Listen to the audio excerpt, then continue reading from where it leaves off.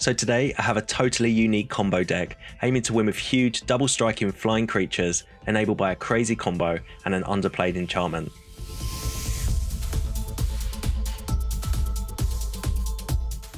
Hey everyone, Hex here, and today we're having some fun by comboing again, this time using some cards that are hardly ever played.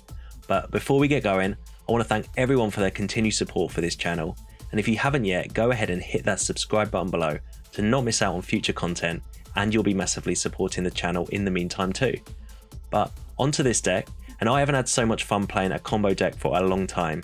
There are basically two combos that work well individually or are totally awesome when played together. So let's start with the janky one. It uses Cradle Clearcutter, which is a 3 mana 1/3 or a 6 mana 3/6 prototype creature that says for tap, add an amount of green mana equal to Cradle's power. Okay, so we are going to usually cast this card for just 3 mana, and if you do tap it, you're going to get 1 mana back, but we're going to get super cheeky here. There are two cards that make this card's ability much more powerful. They are Boon of Boseiju and Witch's Web. Both cards essentially give target creature +3/+3 until end of turn, and then untap it. So you want to tap your Cradle, play these targeting it, and tap it again, and you're already up 4 mana. Do it again, you get 7 mana, and so on and so on. Now, what can we do with all this green mana? Well, we're going to use it to power the other combo. So we're running Draconic Destinies. These 3 mana auras give a creature +1/+1, flying and haste until end of turn, and for 1 colorless gives it +1/+0 until end of turn too. We're going to use the green mana to pump this enchanted creature at instant speed for a massive, massive attack. Now, what creatures are we going to be enchanting? Well, to maximize our attacks, they each have double strike. You then only need to get your creatures to 10 power to hopefully win. So we've got Lizard Blades, 2-cost artifact creature equipments that are 1/1s with double strike, and you can reconfigure for 2. I've had this card in my collection for what seems like forever, and this is the first time I'm using it, so I'm pretty happy about that too. We're also playing Phyrexian Dragon Engines, which are double striking 2/2s that can be unearthed for 5. When they enter from the graveyard, you get to discard your hand and draw 3 new cards too. Our other creatures are a couple of Jewel Thieves. Although not double striking, its Vigilance and Trample make it a worthy addition, plus it does gain you a treasure when it ETBs, and you can always equip the Lizard Blades to it anyway. The rest of the deck is pretty standard and was refined to my meta that I faced today. So we've got Bankbuster for card draw, which are a must in this deck, Fable for more card draw, plus it's another creature you can attach the blades to, and the treasure it creates is just another pump of the Draconic Destiny. I've got Brotherhood's Ends for soldiers, Play with Fires for early threats, Rending Flames for some Shieldrids, and Gaea's Gift to protect our creature. Plus it also does give Trample, which can be the difference if the opponent just puts a small creature in front of ours. Playing 24 lands, and that's the deck. Like I said, this deck is so much fun to play and doesn't always need the combo to win, but if you're like me, it's nice to sometimes hold out for the combo win if you do have the pieces in your hand. As always though, let me know what changes you would make, and I'm keen to see how Draconic Destiny could fit into other decks, as the card does seem really good. I can't wait for you to see the combo in action, so sit back and enjoy.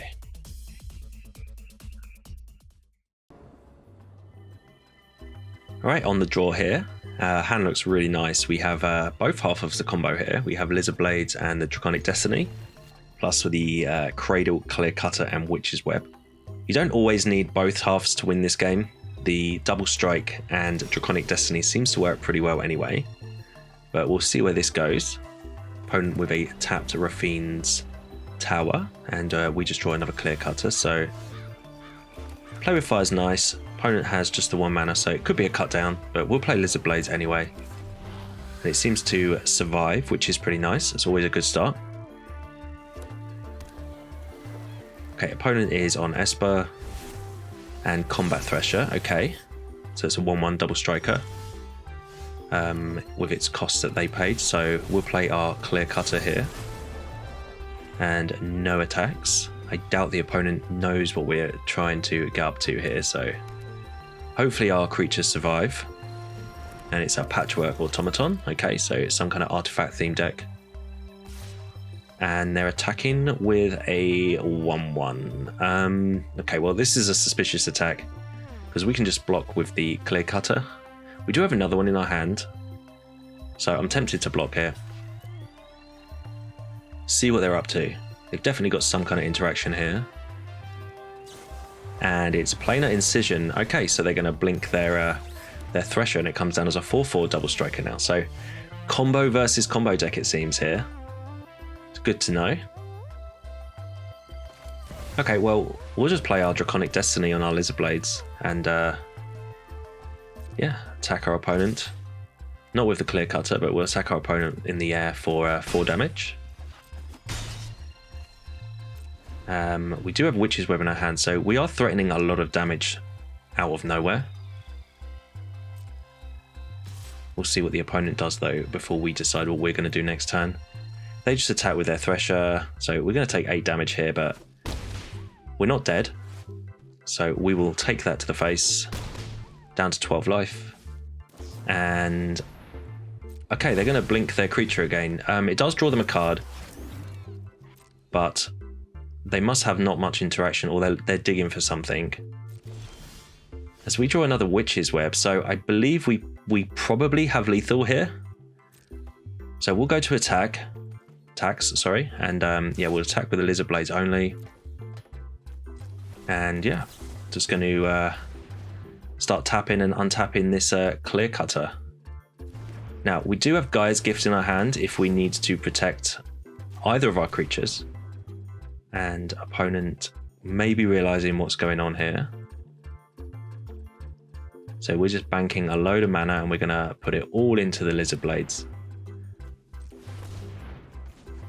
So yeah, we're just going to pump away. Opponent nices us. So yeah, holding open the Gaea's Gift as well is nice, just in case we have to. So I'm not going to actually go all the way down and use up all our mana. I'm going to leave 2 open mana, and I think that's just enough damage to get over the line. But I'm going to put as much as I can in because I have no idea what they're holding, and they might be able to do something. So we'll go to a 10 power creature, 11 power creature, so that's 22 damage in the air, holding open the Gaea's Gift.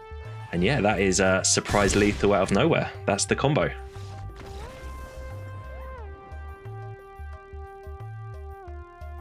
Alright, on the play, definitely keep this hand. Okay, we'll play our tap land first. And yeah, that's fine. We can play out our forest and say go. So we've got play with fire open here, and opponent does play the Illuminator Virtuoso. So we will kill that, and we find a mountain. Okay, now we can just drop Jawfief. So a pretty nice start for us. Already ramping pretty hard. Might even get to play this Sokenzan as a couple of creatures if we need to. Opponent with a Sunrise Cavalier, not a card I've seen much recently. We could have blocked there if we wanted to, but we draw our Bankbuster, and that is a definite play. So we'll definitely pop that down, attack with the Jawfief, and hold open the Bankbuster to draw us a card. So opponent with a Spirited Companion, a Boros deck. But we do have our Draconic Destiny in our hands, so if we can get the opponent's life down a bit more, then we can go over the top with the Destiny. So we'll just draw a card here. It's so important playing the Bankbuster if you have it early on, because we're just going to gain so much more card advantage. My first iteration of this deck, I didn't have the Bankbusters in it, and I was always running out of cards, so we'll just pass the turn here. I don't really want to kill my Jawfief. It's what I'm going to hopefully attach the Draconic Destiny to. If our Dragon Engine dies, that is. So they're getting aggressive with the Cavalier. I mean, we could block with the Bankbuster, but I feel like there's some kind of shenanigans going on over there, as they didn't attack last turn. But we'll just draw with the Bankbuster. And yeah, they don't play a card, so the Cavalier gets a counter. Fable. Okay, so a couple of Fables in our hand. We'll drop one of them now.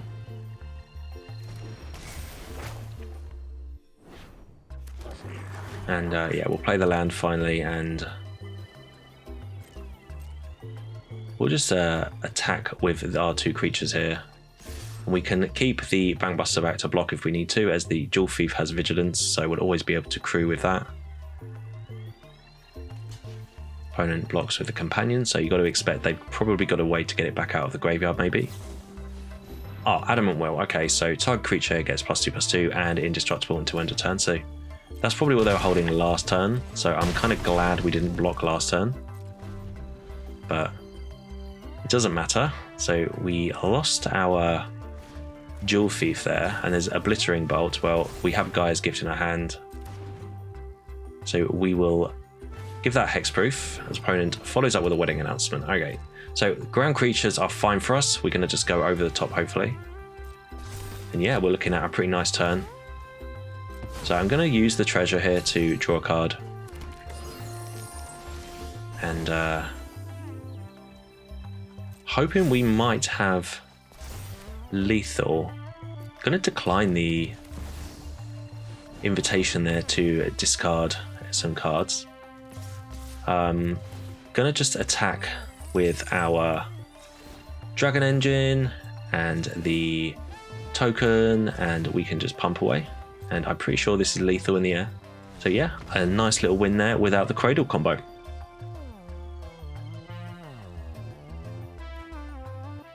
Alright, on the draw. Really nice hand here with the Boon of Boseiju and Cradle Clearcutter. Plus we might be able to even equip our Lizard Blades to our Jewel Thief. So yeah, definitely a good start for us here. If we draw land next turn, I'll probably play the Lizard Blades. If not, I'm going to drop the Bankbuster. So we'll play the Lizard Blades here. And we'll get this moving. Now, if the opponent had open black mana that last turn, I probably wouldn't have done that as well. It's another Crystal Grotto. Okay, so not sure what the opponent's up to. They have played a Orzhov land, so probably got some removal here for our Lizard Blades.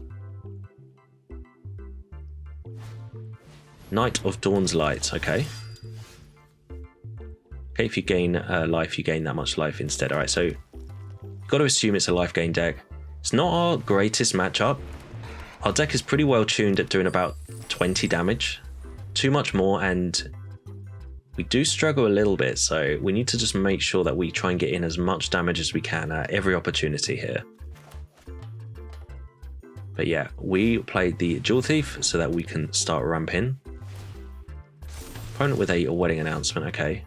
And there's our Destiny. So we have all our combo pieces here. We just need to make sure we get them onto the battlefield and have them stick around. Opponent hasn't shown any removal yet, so fingers crossed they don't have any. So in light of that, we'll play the Cradle Clearcutter here, and we'll try and set ourselves up for a win in a couple of turns. But in the meantime, we can attack with the Jewel Thief. If they want to double block, that is fine by me.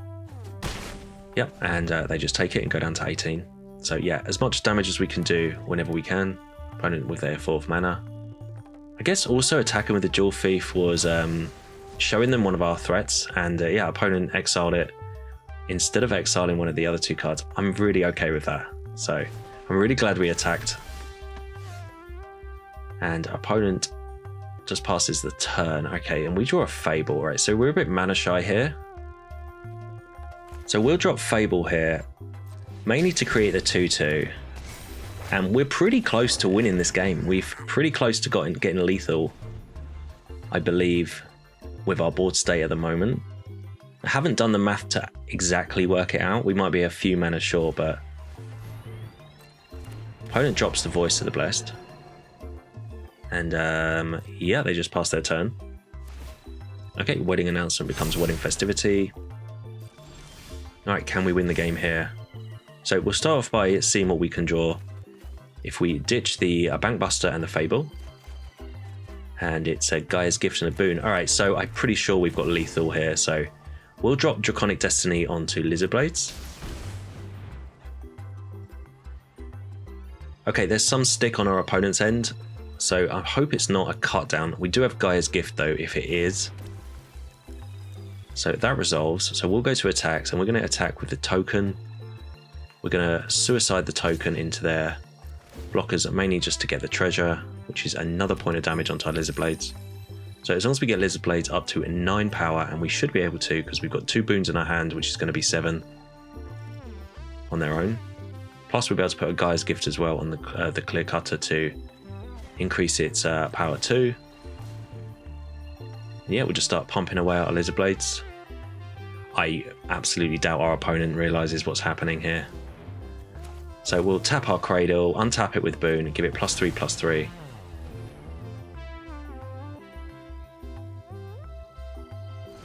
They may be realizing now what's happening. And slight misclick here. I meant to pick the Boon. I picked the Gaea's Gift. It doesn't really matter, I don't think, because we still have 2 mana open for the other Boon. I guess it puts a counter on it as well, so extra bit of mana our way. And yeah, we'll tap for 8 and we will pump up our Lizard Blades. So here's the combo in action. So I don't think that there's anything the opponent can have for just 1 swamp. There was Stick, there isn't anymore, so I wonder if they did have... I don't know what they had in their hand, to be honest. But anyway, this is a combo here, and yeah, we'll just get the Lizard Blades up to 9, and we're just going to hold open the Gaea's Gift just in case they want to do something with my blades. And they don't, and they take 9 in the air and another 9. So that is the combo in action again. Nice.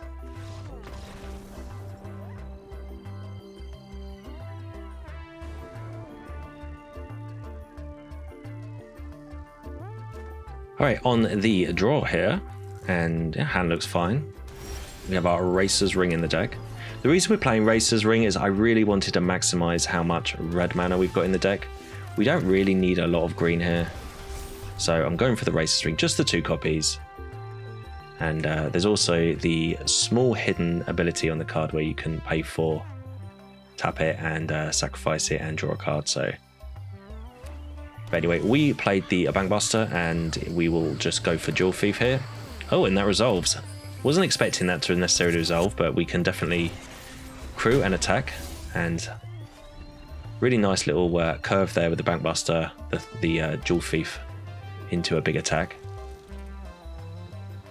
So our hand actually is pretty nice. We have quite a lot of damage here, and the Witch's Web doesn't have to be used on the Clearcutter. We could use it on our Jewel Thief if we wanted to. So it would be +3/+3. Opponent, though, plays a Sorin. Okay, so pretty decent card for them, but they do look to increase the loyalty and not make a blocker. They might have wanted to make a blocker then, but I guess they don't realize we're going to attach the Draconic Destiny to our Jewel Thief and attack down a Sorin. No need to spend our treasure there. As a Sorin down. Okay, so unfortunately that wasn't 5 to the face. Alright, Liliana as well. So all the Planeswalkers here. See what they want to do with Liliana. Okay, wants us to sacrifice. Well, I'll happily sacrifice the Bankbuster, thank you. So bye-bye Bankbuster, but we do get our Jewel Thief survives. And yeah, I mean, I think the best thing to do here is just to play our Forest. So we can do a maximum of 10 damage straight to our opponent's face. And that isn't obviously lethal. And then we're running the risk of not being able to win if they can kill our Jewel Thief. We'll be quite far behind. So I think we'll just attack the opponent now. And we will pump our Jewel Thief to a 7 power. And then that will allow us to follow up with a Fable here. So we're threatening lethal next turn. But if they wanted to kill our Jewel Thief, we have other ways of winning here. So the Draconic Destiny does give haste. That is something to be aware of as well. And it's Cruelty of Gix. Alright, well, I'm not really sure what they're going to be doing here because... yeah, I'm pretty sure they're dead. There's nothing in the graveyards, I don't think. So they're, yeah, just looking in our hand, probably surprised. And yeah, it's just a Dragon Engine that they discard, and Liliana's going to make us discard a card. Well, that's fine by me. We will discard one of our cards. But yeah, we have lethal on board. I'm sure the opponent can see it. So we'll just discard our Draconic Destiny, and it's a Witch's Web. All right. Well, we'll decline this, and we'll just double Witch's Web our Jewel Thief here, attack our opponent, and we can even pump 2 more mana into it if we need to. Just like this, and yeah, that's 14 damage, so nice little clean win there against pretty strong black deck.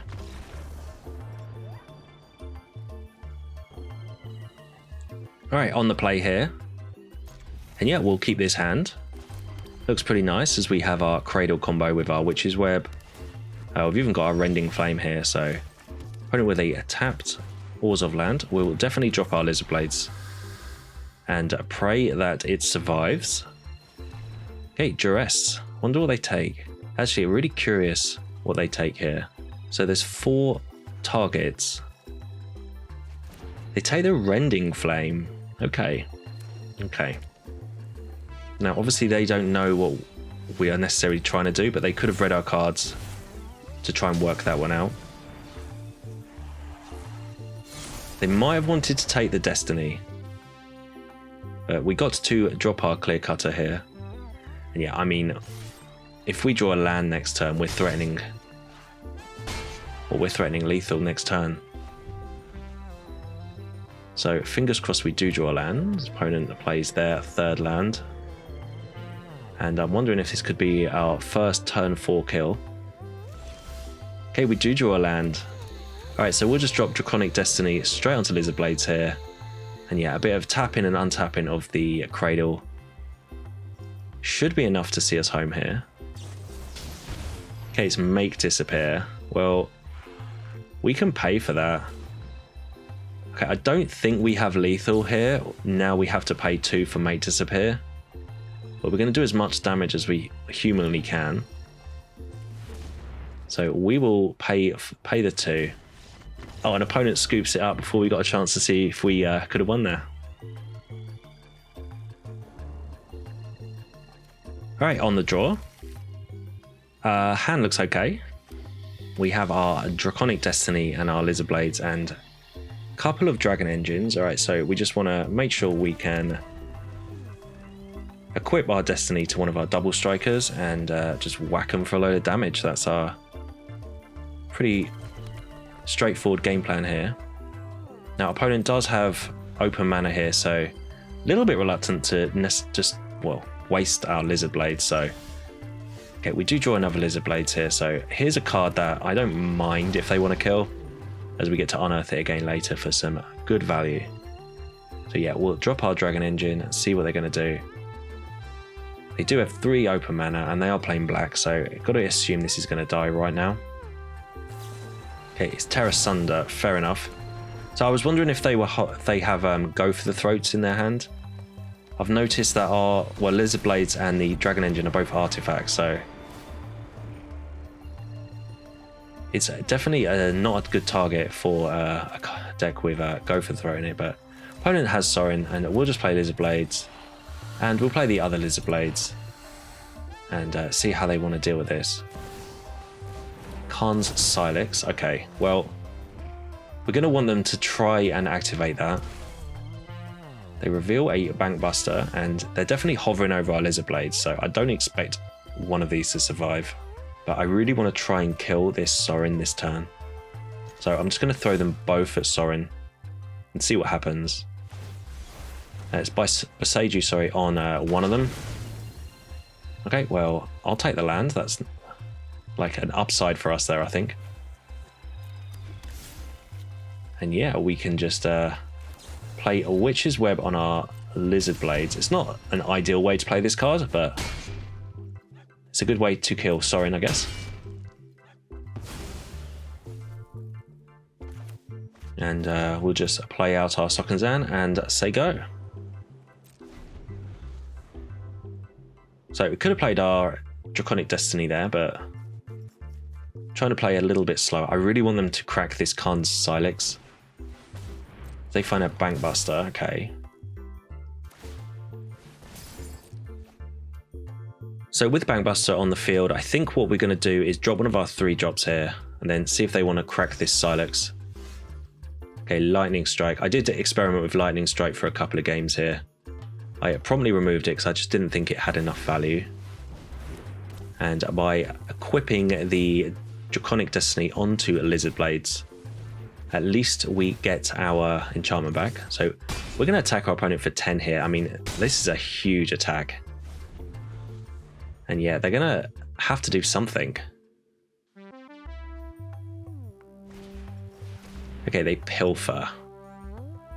I guess they didn't want to take the Dragon Engine because we would just be recasting that next turn from the graveyard, gaining some new cards whilst we do that. But yeah, we get our Destiny back. But I'm going to play the Dragon Engine and then get to play Destiny on the Dragon Engine, attack our opponent for 6. And opponent is down to 2 and we have a Play with Fire in our hand, so should be pretty nice unless the opponent can gain some life. But yeah, it just shows how the Draconic Destiny's haste ability can be pretty powerful in a situation like this. That was a lot of damage. Invoke Despair. Okay, well that deals with our board. But yeah, we're going to just poke them in the face with the Play with Fire here and take down our opponent.